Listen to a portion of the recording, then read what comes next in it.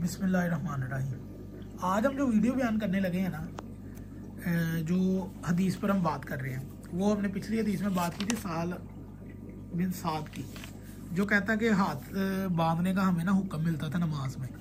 तो वो खुद एक सहाबी के पीछे नमाज पढ़ रहा है, साथ में 9 सहाबा और भी हैं, कुल 10 सहाबा हैं।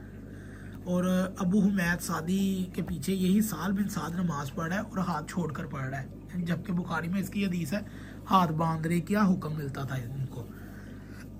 अब मुस्लिम की तरफ आते हैं। बरादरान अहले सुन्नत के यहाँ हदीस शरीफ की दूसरी अहम तरीन किताब सही मुस्लिम है। इसमें हाथ बांधने से मुतालिक जो हदीस मौजूद है वो बुखारी शरीफ वाली हदीस से भी अजीब तर है। मुस्लिम ने बाब का अनवान बांधा है, जिसका तर्जुमा यूँ है: तकबीर तहरीमा के बाद सीधा हाथ उल्टे हाथ पर सीना के नाफ नीचे और नाफ के ऊपर बांधने का बयान। लेकिन इस बाब के मतलब यानी इमाम मुस्लिम को कोई मुस्नद हदीस ना मिल सकी। अलबत्ता उन्होंने जो हदीस यहाँ दर्ज की है उसका तर्जुमा वहीदुज़्ज़मान क्या लिखता है।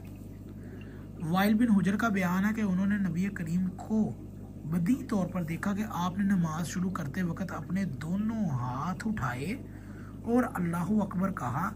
इस हदीस के रावी हम्माम का बयान है कि नबी करीम ने दोनों हाथ कानों तक उठाए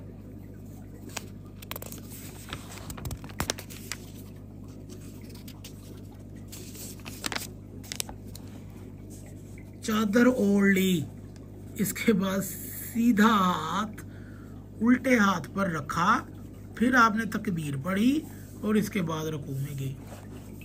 कहाँ पे जी?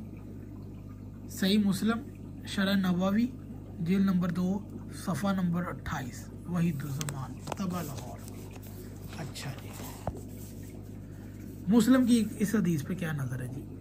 बुखारी शरीफ के बाद मुस्लिम शरीफ की आने वाली हदीस में फरमाए कि जी इंसान नमाज के लिए खड़ा हो तो हाथ कहाँ बांधे, हदीस के अल्फाज पर गौर कर लें, वो चादर ओढ़ने वाली पर। तो रावी का बयान है कि पैगम्बर करामी ने दोनों हाथों को कानों तक उठाने के बाद चादर ओढ़ ली और सीधा हाथ उल्टे हाथ पर रखा।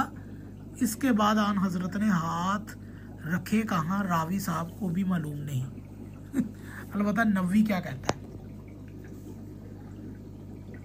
अहमद औज़ाई और इब्ने मुंजर का बयान है कि नमाज को इख्तियार है कि जैसा चाहे करे, नमाजी को इख्तियार है। मालिक का बयान है कि नमाजी को इख्तियार है कि चाहे के सीने पर बांधे और चाहे ना बांधे, और यही कौल मालिकिया के नज़दीक मशहूर है और रवाज याफ्ता है। उन्होंने कहा कि नफल में बांधे और फ़र्द नमाज़ों में छोड़ दे, और लईस बिन सलाम का भी यही कौल है। अलामा अजीज जमहूर उलमाए अहले हदीस ने वाइल बिन हुजर, सहल बिन साद और हलबताई रवायात को तरजीह दिया और इख्तियार किया है कि जैसे बुखारी और तिरमिज़ी ने लिखा है कि रसूल खुदा ने नमाज पढ़ाने में सीना पर हाथ बांधे। तो नबी की खिदमत में इंतहाई अदब से गुजारिश है कि इस हदीस की शरह में नबी का मंदरजा वाला आखिरी फ़िक्रा सबसे हैरान कुन है कि बुखारी और तिरमिज़ी ने लिखा है कि रसूल ने नमाज पढ़ाते वक्त सीने पर हाथ बांधे। बुखारी की हदीस हम ऊपर नकल कर चुके हैं। कौन सी? वो साहल वाली जो हुमैद के पीछे हाथ छोड़कर पढ़ रहा है, और तिरमिज़ी की हदीस आगे आ रही है। और आगे मुस्लिम की हदीस हमने बता दी है कि वो चादर ओढ़ लिया और साहबी ने पीछे से देख लिया हाथ बांधते, वो भी साबित नहीं हो रही। और बुखारी और तिरमिज़ी वाली हदीस है, आन हजरत ने हाथ सीने पर बांध कर नमाज पढ़ते थे। इन दोनों बुजुर्ग कुतुब हदीस में तो इस बात की कोई सबूत नहीं मिलता। मतलब कि नबवी क्या लिखता है?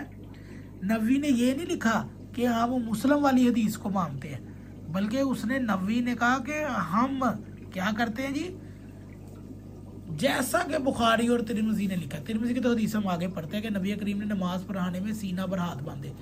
और वो बुखारी की क्या हदीस है वो हमने आपको बता दी है पिछली वीडियो में कि साल बिन साद जो कहता है कि हमें हुक्म मिलता था कि हाथ बांधो।